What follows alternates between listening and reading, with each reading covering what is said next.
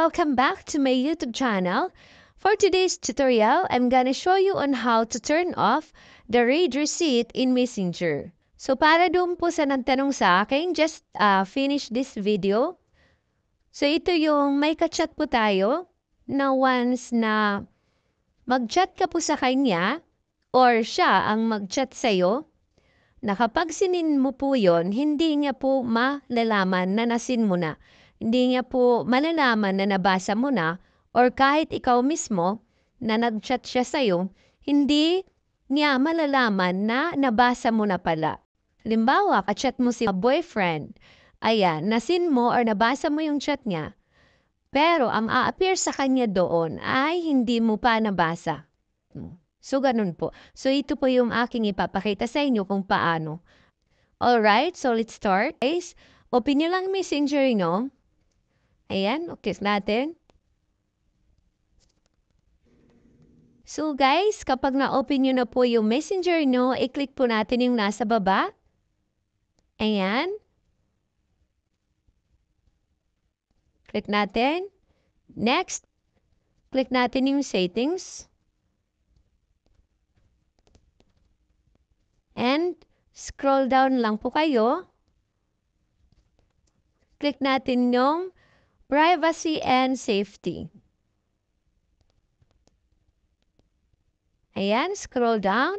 Then makikita nyo na po kaagad itong read receipt. Ayan. Click po natin. Ayan guys, as you can see, ayan, nakalagay po dyan.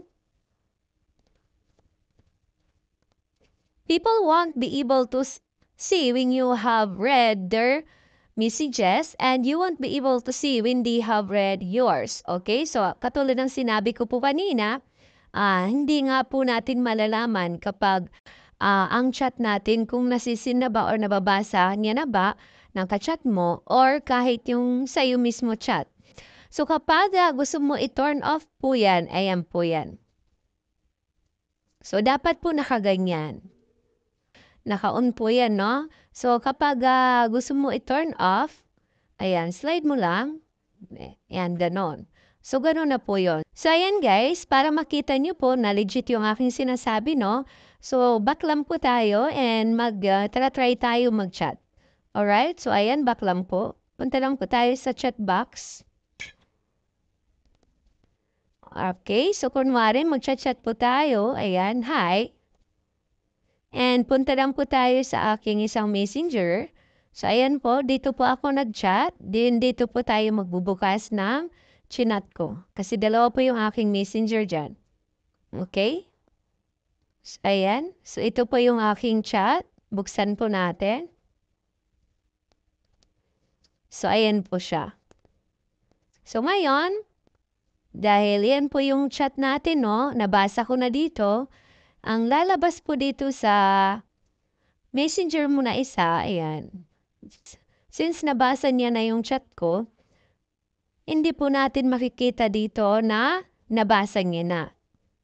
Alright, so that's the end for this tutorial. So don't forget guys to like and subscribe to my YouTube channel.